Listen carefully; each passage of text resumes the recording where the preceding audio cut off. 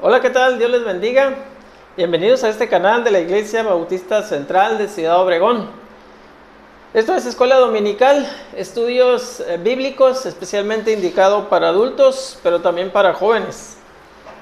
Dice la palabra de Dios en Juan 8:32, y conoceréis la verdad, y la verdad os hará libres. Bien, este es el estudio número 6 del interesante libro de Apocalipsis. Corresponde al día domingo 24 de octubre de 2021. El tema es los sellos. Los sellos. Recuerde que cada domingo a las 10 de la mañana les tenemos preparados nuevos estudios. No se los pierdan. Es muy importante que usted conozca de la palabra de Dios. Espero que ya tengan sus Biblias abiertas, hermanos, ahí en Apocalipsis capítulo 6. La base bíblica completa es 6 del 1 al 17, 7 del 9 al 17 y 8 del 1 al 5. Pero ahorita, para fines prácticos, vamos a leer solamente Apocalipsis 6 del 1 al 6. Empezamos. Vi cuando el Cordero abrió uno de los sellos, y oí a uno de los 4 seres vivientes decir como con voz de trueno: ven y mira. Y miré, y he aquí un caballo blanco, y el que lo montaba tenía un arco, y le fue dada una corona, y salió venciendo y para vencer. Cuando abrió el segundo sello, oí al segundo ser viviente que decía: ven y mira. Y salió otro caballo vermelho, y al que lo montaba le fue dado poder de quitar de la tierra la paz, y que se matasen unos a otros, y se le dio una gran espada. Cuando abrió el tercer sello, oí al tercer ser viviente que decía: ven y mira. Y miré, y he aquí un caballo negro, y el que lo montaba tenía una balanza en la mano.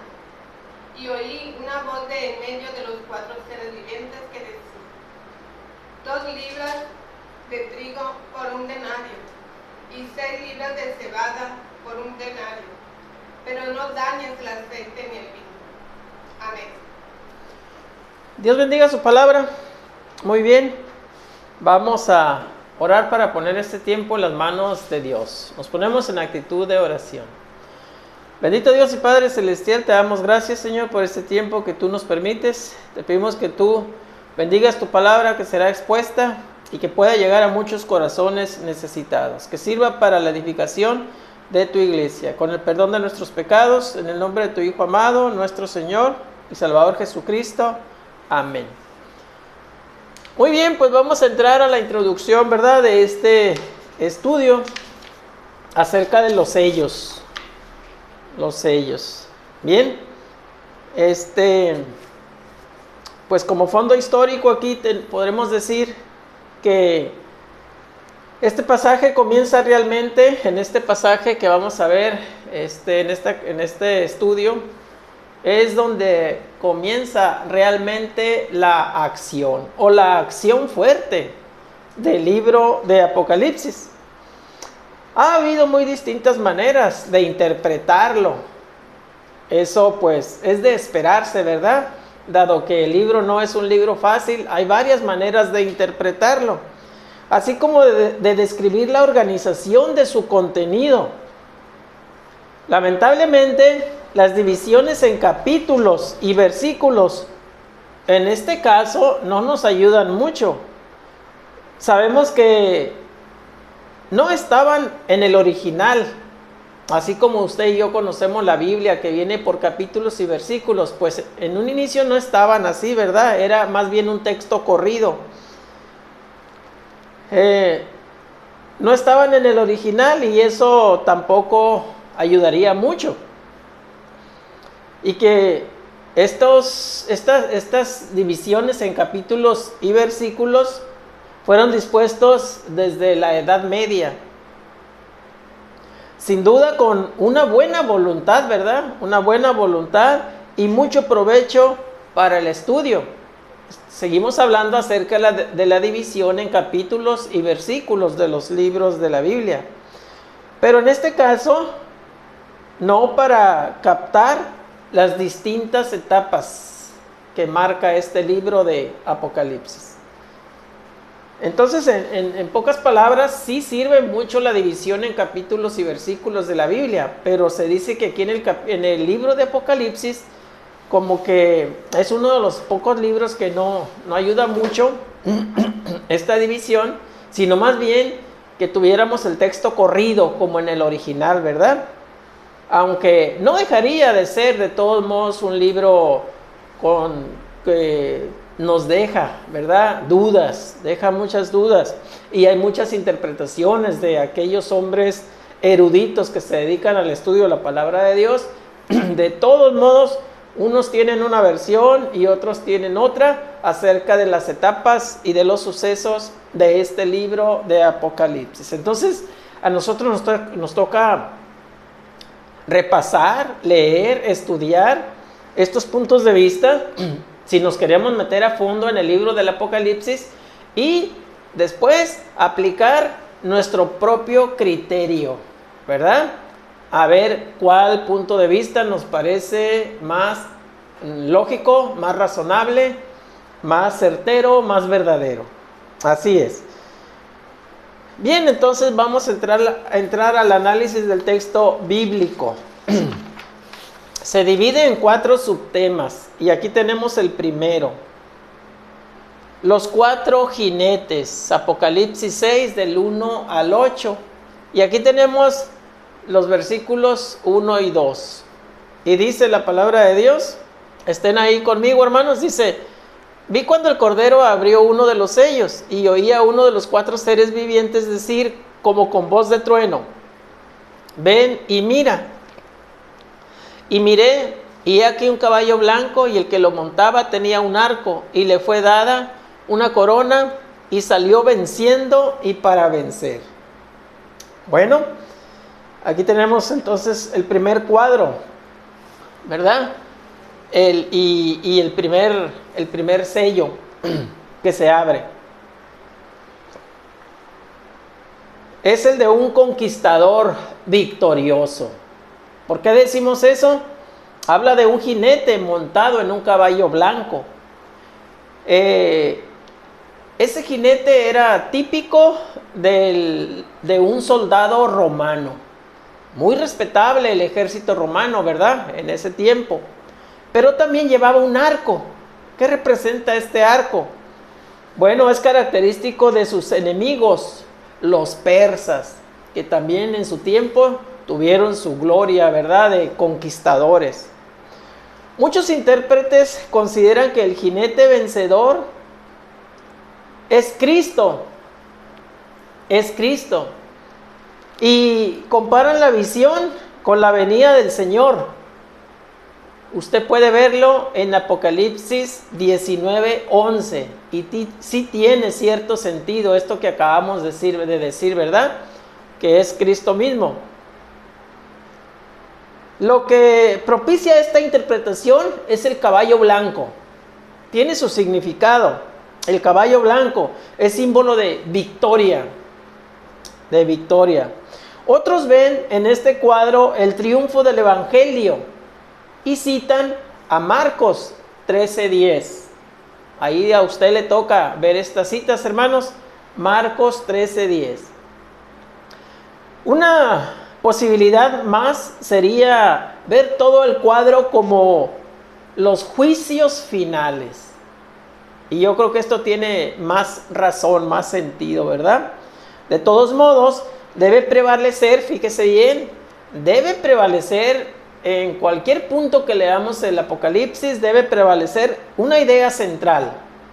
¿Cuál es? El triunfo de la iglesia. Por nuestro Señor Jesucristo, por supuesto. El triunfo de la iglesia. Versículos 3 y 4. Dice: cuando abrió el segundo sello, vamos en el segundo sello ya, oí al segundo ser viviente que decía: ven y mira. Y salió otro caballo bermejo. Ahora ya no es blanco, es bermejo, ¿verdad? Y al que lo montaba le fue dado poder de quitar de la tierra la paz, y que se matasen unos a otros, y se le dio una gran espada. Bueno, aquí tenemos el segundo sello, ¿verdad? La frase que se matasen unos a otros, y la espada, que es universal, hace pensar en una guerra civil, una guerra interna dentro de los países. Fíjese bien, no un país contra otro, sino matándose unos a otros los del mismo país, pues. Una guerra civil, aún más destructora que una guerra exterior contra otro país. O sea, en las luchas internas que siguen a toda derrota. O sea, para todavía poner más fea la situación, ¿verdad?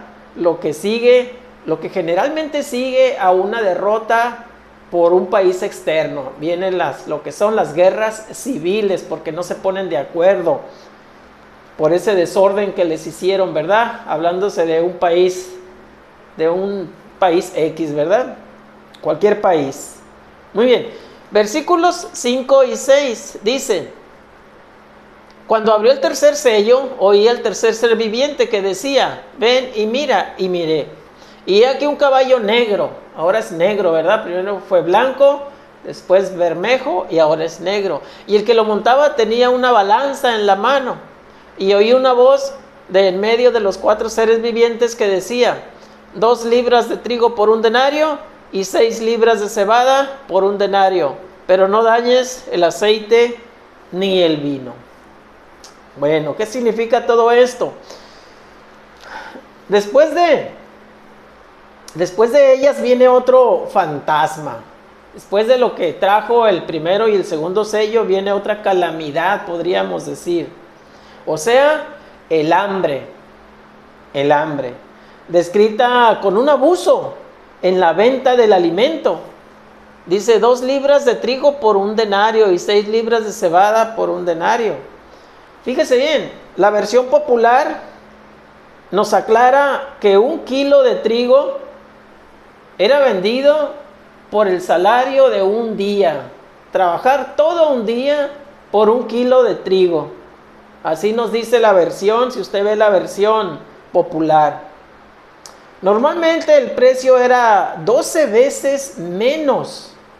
12 veces menos. Qué carestía, ¿verdad? Tremenda. Lo único que quedaba eran el vino y el aceite. ¿Por qué dice esto?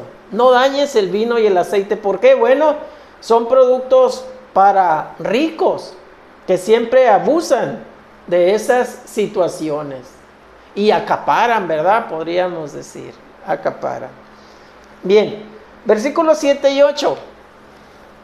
Dice: cuando abrió el 4º sello, vamos en el 4º sello, oí la voz del 4º ser viviente que decía: ven y mira.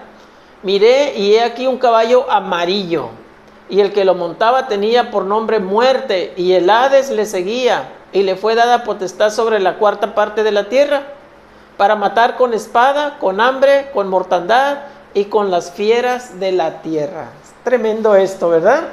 Entonces finalmente el 4º sello es mencionado claramente como la muerte. Más aún, el Hades, la morada de los muertos, le seguía muy de cerca, ¿verdad? El destino final podía ser producido por el hambre, la peste y las fieras, como dice ahí, ¿verdad? Para matar a mucha gente. Pero estos ataques no eran el fin, porque el Hades estaba esperando a los hombres. Como que estaba quieta, ¿verdad? Esperando.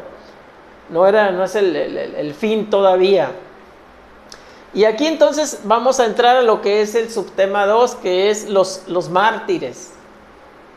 Basado en Apocalipsis 6, del 9 al 17. Y aquí tenemos los versículos del 9 al 11, que dice: cuando abrió el 5º sello, vi bajo el altar las almas de los que habían sido muertos por causa de la palabra de Dios y por el testimonio que tenían.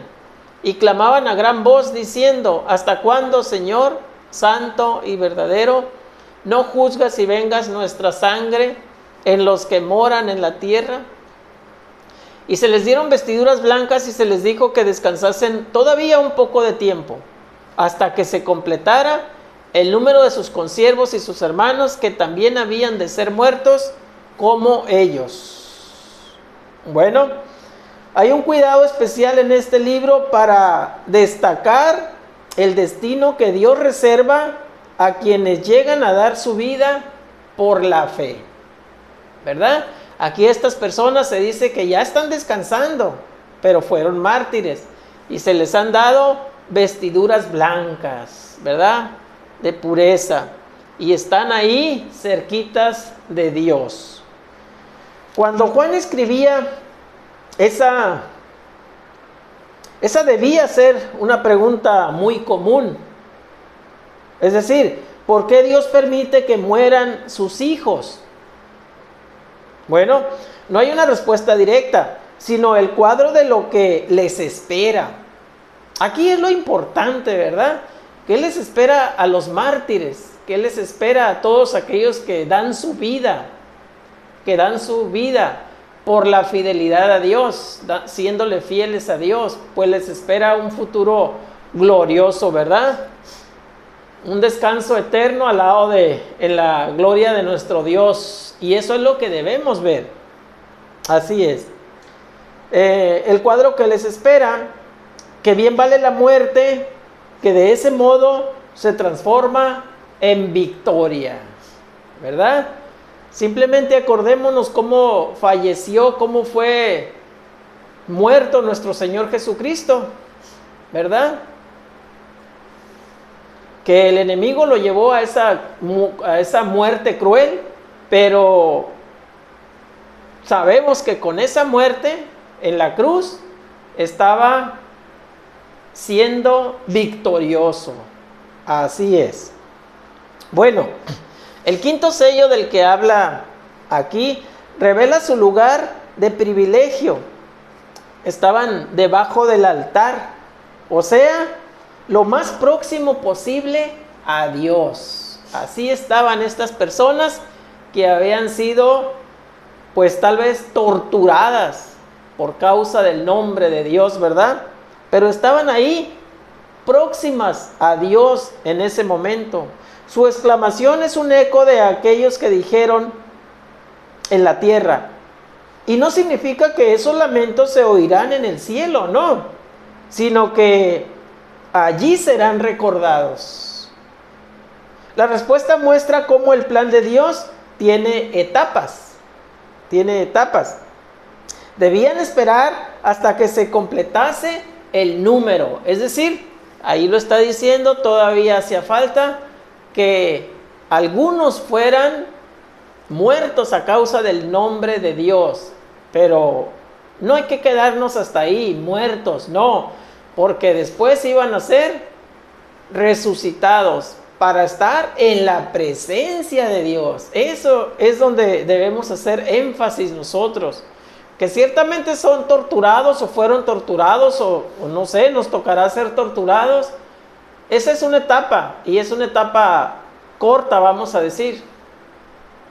Debemos de fijarnos en lo que viene después, el premio, el galardón, ¿verdad? Ahí es donde debe estar nuestra atención cuando padecemos, cuando sufrimos, ¿verdad? Muy bien. Por supuesto, recordaremos que en la eternidad no hay un tiempo de medir como en la tierra. Es más bien la voz de la esperanza que se da a cada generación, ¿verdad? De que se unirá a todas las otras. Nos uniremos a todas las otras. Aquí en la tierra sí hay una medida de tiempo y cada generación escucha el mensaje y está con la esperanza de que se unirá a las otras que ya tienen la salvación ganada, ¿verdad? Pero allá en el cielo es diferente el tiempo, allá es una eternidad, es diferente. Entonces, de que se unirán a las otras, parte de su retribución será ese vestido blanco de que habla ahí, ¿verdad? Y se les dieron vestiduras blancas, se glorificaron sus cuerpos. Muy bien. Versículos 12 al 17. Y tenemos una parte aquí nada más porque es del 12 al 17 está extenso. Dice el versículo 12 y el 13, dice: miré cuando abrió el sexto sello y he aquí hubo un gran terremoto, y el sol se puso negro como tela de silicio, y la luna se volvió toda como sangre, y las estrellas del cielo cayeron sobre la tierra, como la higuera deja caer sus higos cuando es sacudida por un fuerte viento. Dice el otro versículo: y el cielo se desvaneció como un pergamino que se enrolla, y todo monte y toda isla se removió de su lugar. Bueno, el sexto sello da una imagen diferente. El gran día de su ira, ¿verdad? Por supuesto, Dios no sería justo si solo premiara a los fieles, y específicamente a los mártires. Se está hablando aquí, ¿verdad? No, es necesario que castigue a los malvados, porque esa gente está actuando o actuó, podríamos decir, con alevosía, con ventaja, haciendo sufrir y padecer a mucha gente inocente, a los mártires. Entonces esta gente es lo justo que reciba su castigo, y así están destinados, ¿verdad? Hacia allá van. Entraremos entonces al tercer subtema, que es la multitud de los redimidos, basado en Apocalipsis 7 del 9 al 17, y aquí están del versículo 9 al 12, una parte, no está todo, ¿verdad? Dice, está el 9 y el 10. Dice: después de esto miré, y he aquí una gran multitud, la cual nadie podía contar, de todas naciones y tribus y pueblos y lenguas, que estaban delante del trono y en la presencia del Cordero, vestidos de ropas blancas y con palmas en las manos. Y clamaban a gran voz diciendo: la salvación pertenece a nuestro Dios que está sentado en el trono y al Cordero. Bueno, aquí tenemos entonces una gran multitud. Así como 4 jinetes, empezamos a hablar desde el primer jinete, ¿verdad? En este estudio. Así como 4 jinetes trajeron mensajes de destrucción, 4 ángeles, simbólicos de los 4 puntos cardinales de la tierra, detienen el mal sobre los hijos de Dios, ¿verdad? Hablamos primeramente de 4 jinetes que traían maldad, y ahora hablamos de 4 ángeles que traen entonces, que detienen, ¿verdad?, ese mal. Ya consumado el castigo de los malos, Dios cuida de los suyos. Dios cuida de los suyos. Bien.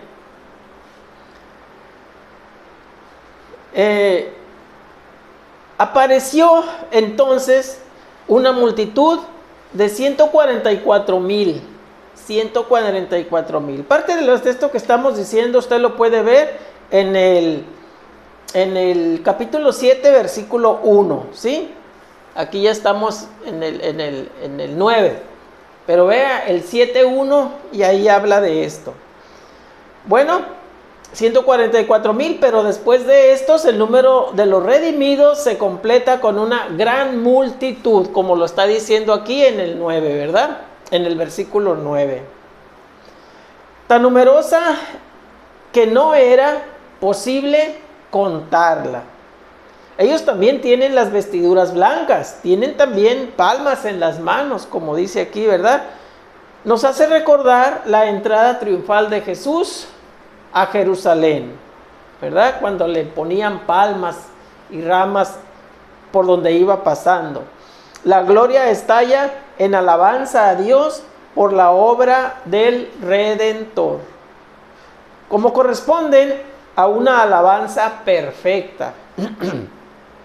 Son 7 los atributos que se le dan antes de entonar el amén, ¿sí? Y esto lo puede ver en el versículo 12. Ahí vienen 7 atributos antes de entonar el amén. Muy bien. Versículos 13 al 17. Aquí tenemos una parte, el 13 y el 14. Dice: entonces uno de los ancianos habló diciéndome: estos que están vestidos de ropas blancas, ¿quiénes son? ¿Y de dónde han venido? Yo dije: Señor, tú lo sabes. Y él me dijo: estos son los que han salido de la gran tribulación y han lavado sus ropas y las han emblanquecido en la sangre del Cordero.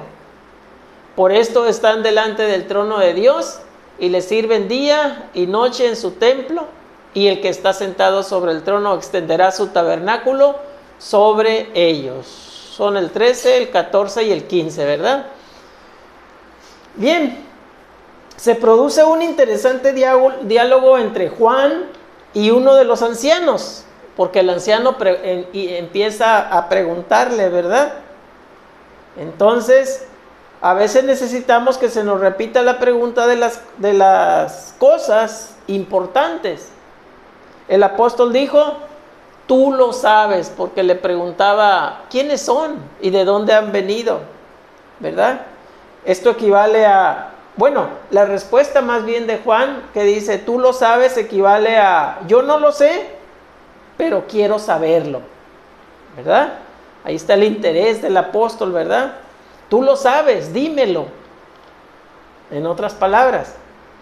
Bien, los versículos 14 al 17 son de gran inspiración. Cualquiera que haya sido nuestra tribulación, ha ocurrido algo que nos abrió las puertas de la gloria. Hemos lavado nuestros vestidos en la sangre del Cordero. Fíjese bien, la idea de la sangre que lava viene desde el Éxodo, el libro del Éxodo. Dios obra de manera insospechada. Nadie quería ser bañado en sangre, sin embargo, esa es la experiencia que nos permitirá tener vestiduras blancas, de las que tanto se habla aquí, ¿verdad? Porque la sangre del Cordero es la única que limpia de toda mancha de pecado. Así es. Y por eso, y no por algún mérito, esa multitud está delante del trono celestial, donde se dedican a rendir culto a Dios. ¿Por qué? Porque fueron lavados en la sangre del Cordero, ¿verdad? ¿Padecieron?